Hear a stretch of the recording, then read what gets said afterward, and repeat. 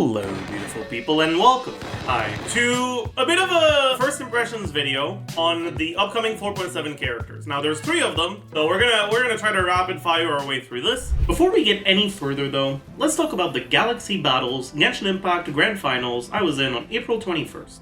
This video, just like that event, is sponsored by Samsung Galaxy and the Samsung Galaxy S24 Ultra.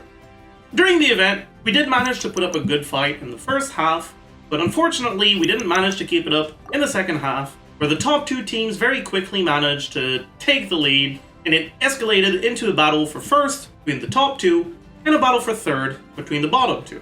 Now, we did at least manage to secure 3rd place, and I was less than a second away from getting one of the big solo Galaxy bounties, just barely losing out to Bren Online.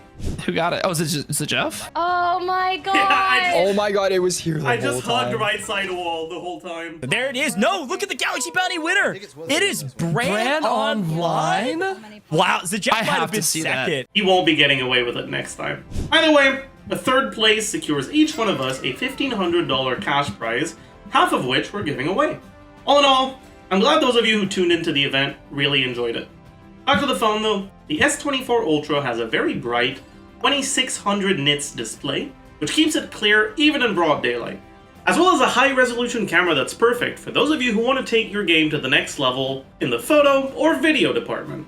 Find out more about the Samsung Galaxy S24 Ultra and get yourself an upgraded phone using the link in the description down below. First thing I want to mention, Project Amber has enabled a setting where it can access the Hakushin API to import leaks. And so if you go to your settings and turn that to enable, then you'll be able to see leak content. Very pog. Let's get right into it. First, Sigewinne. And again, because it's a first impressions video, not a pre-release, we're gonna not spend too much time on things that don't matter as much. She has a special aim shot when she's holding her charge shot that basically doesn't do anything. Her E launches a DVD logo bubble that's gonna bounce around. It heals you every time it bounces, and it can deal damage to enemies. As far as I understand, right now, it applies Hydro every other hit to enemies, and it bounces a total of 5 times, so it's up to 3 hits of Hydro, 3 instances of Hydro, which isn't a lot. It's an 18-second cooldown, so you can use it once per rotation only. And then her burst is basically an Evilette charge attack, except it just isn't going to do as much damage because, well, the scaling isn't that much worse, but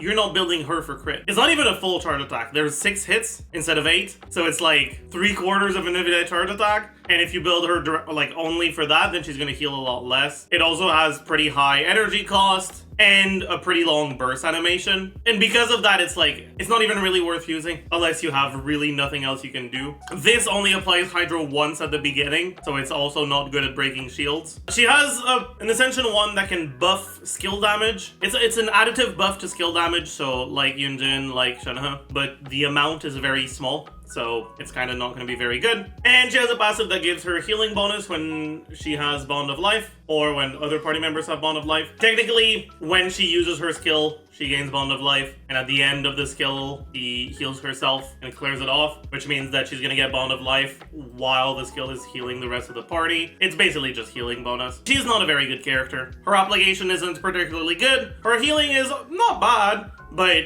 you kind of need more than that as a healer to be useful. Just having a lot of healing isn't enough. Look at Chi-Chi. Her particle generation is whatever. Her application is pretty worthless. Her damage isn't really there. She's kind of just a constellation bait character. At C6, she can be a carry, and that's kind of it. I will say though, for like more casual players that don't care as much about playing optimal teams, they might like seeing the bubble bounce around, and she does function as a healer, so she's not going to be a completely worthless pull. Next, we have the 2 electro characters in this batch. We have Sethos and we have Clorinde. Well, we can start with Sethos and leave Clorinde for last. He's a bow user. His burst gives his normal attacks an electro infusion and makes them pierce, but he can also instead do charge attacks that consume energy that also get enhanced. So effectively, you have 2 ways of playing him. You can either play him as a normal attacker with his burst, or you can use his energy as ammo for charge shots. I think the kid is really interesting. I think that the charge shot playstyle is going to be stronger than the non-charge shot playstyle. And I will say he is relatively constellation dependent as a 4-star. The difference between C0 and C6 is pretty sizable, unfortunately. But yeah, basically his skill gives him flat energy and obviously some particles. He is an EM scaler, so he's going to be a character that you can play in Quicken teams, in Hyper Bloom teams. I think his best teams are going to be the Quick Bloom teams. Overall, I'm looking forward to him. I don't think he's going to be that great at C0. I think he's going to be alright, but still not that amazing at C6. They might buff him, but I doubt they want a 4-star character to be all that great. I don't think they want to release another Xiangling. I think one's enough. But I will say, he looks like his gameplay is pretty straightforward, and his design is really, really interesting, so I'll be looking forward to him for sure. And then finally, Clorinde, who also has a really interesting design. Arguably, the best design they've ever had for a Genshin character. So that's pretty good. Pretty cool. That being said, the last characters whose design I really liked have been Sigewinne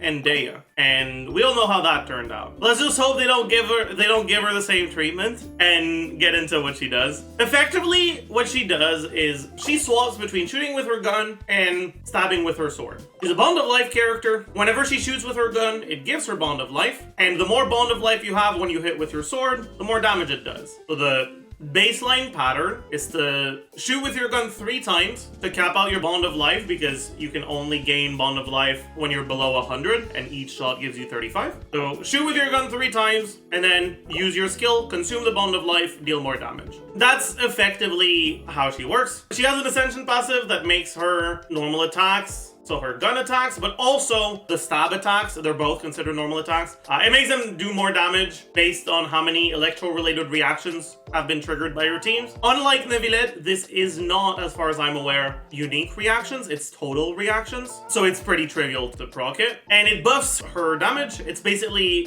just additional motion value based on her attack. That being said, it is capped at 1530. And unlike a lot of other characters that have caps for their motion value like this, you can actually expect to reach this cap. It's very realistic that in a team where you're stacking attack buffs, you reach this cap. So 1530, when you're getting 17% of your attack, times 3, that's 51%, and 1530 is 51% of 3000. What that means is that any attack you have past 3000 will still increase these numbers, it will still increase the talent numbers, but it will not increase the numbers from this. Now, without this, her damage is kind of ass. I'm gonna take a look at talent level 10 for this. One gunshot is 66.1%. You generally do 3. And then the enhanced thrust level 3 is 36.2, but it hits 3 times. If you're adding 51% to all of this, what you're gonna notice is you're doing about the same amount of damage from your talents as you are from your Ascension passive. Obviously, that doesn't include the burst, which is a bit more in talents than Ascension passive. But the point is here, when you go above 3000 attack, it's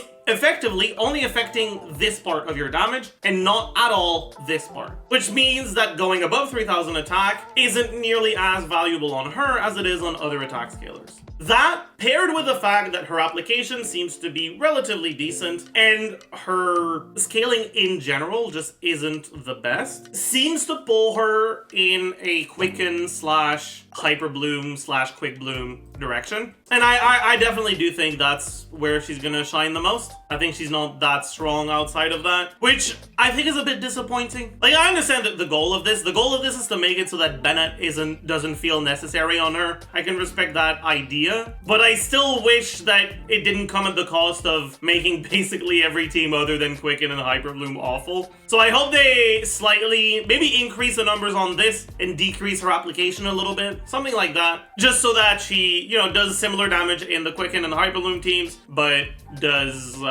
more damage in maybe the Chevreuse teams, maybe Taser teams, stuff like that. Because I am getting a little tired of running Electro units with Dendro. Anyways, I think that's gonna be it for the first impressions. As usual, I will be doing a pre-release, and I think I'll do a pre-release for all 3 of these. I'm not sure about Sigewinne, because honestly, I don't know if I have enough to say about her to warrant a pre-release, but I'll definitely be doing a pre-release for Clorinde and probably one on Sethos as well. So you guys can look forward to that if you want more information. As usual, I stream basically every day on Twitch, so you can come say hi next time. Do the subscribe and like thingy, and I'll see you guys in the next one. Bye, YouTube.